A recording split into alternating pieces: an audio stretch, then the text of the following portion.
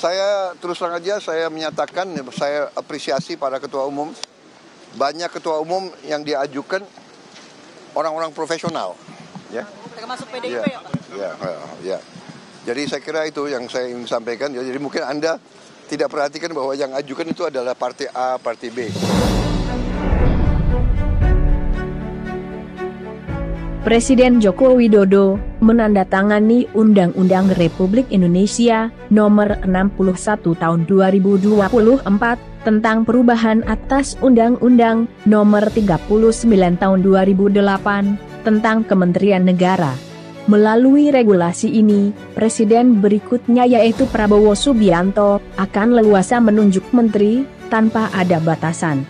Ketentuan sebelumnya dalam pasal 15 berbunyi, jumlah keseluruhan kementerian, sebagaimana dimaksud dalam pasal 12, pasal 13, dan pasal 14, paling banyak 34, namun saat ini norm pasal tersebut diubah sehingga Presiden dapat menentukan kementerian sesuai dengan kebutuhannya dalam penyelenggaraan negara. Jumlah keseluruhan kementerian yang dibentuk, sebagaimana dimaksud dalam pasal 12, pasal 13, dan pasal 14, ditetapkan sesuai dengan kebutuhan penyelenggaraan pemerintahan oleh Presiden, demikian bunyi aturan terbaru.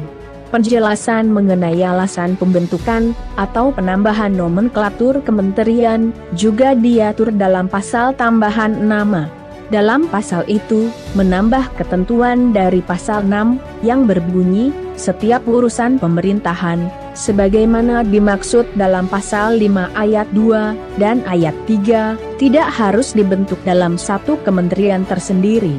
Dalam pasal 6A dijelaskan, bahwa pembentukan kementerian tersendiri dengan disesuaikan urusan pemerintahan.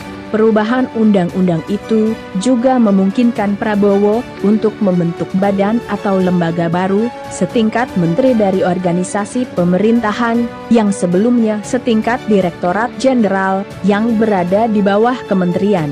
Sementara itu, pakar hukum tata negara dari Universitas Andalas Padang, Ferry Amsari menilai, rencana pemisahan instansi sehingga berdampak pada penambahan jumlah kementerian bakal memboroskan anggaran.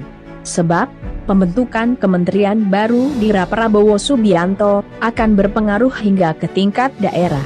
Prabowo diprediksi akan membentuk 41 kementerian teknis dan 6 kementerian koordinator. Konsep memecah nomenklatur kementerian ini akan menimbulkan biaya yang tinggi.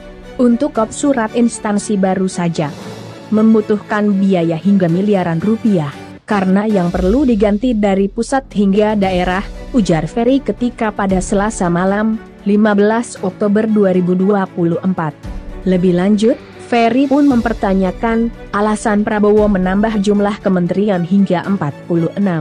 Sebab, negara lain yang memiliki daratan lebih luas, seperti Amerika Serikat saja, hanya membutuhkan 15 menteri. Sedangkan, Direktur Parameter Politik Indonesia, Adi Prayitno menilai, Kabinet Prabowo yang gemuk, merupakan sikap akomodatif pria yang hingga kini, masih menjabat sebagai Menteri Pertahanan tersebut, untuk merangkul berbagai kubu. Sehingga, tidak perlu ada lagi oposisi dalam proses pemerintahan. Ia menambahkan, menteri-menteri lama Jokowi harus dipastikan tetap menjabat selama 5 tahun ke depan, lewat proses pemanggilan ke kediaman Prabowo. Sehingga menurutnya, terlihat jelas Presiden Jokowi masih cawe-cawe, hingga ke tahap penentuan menteri-menteri di dalam kabinet,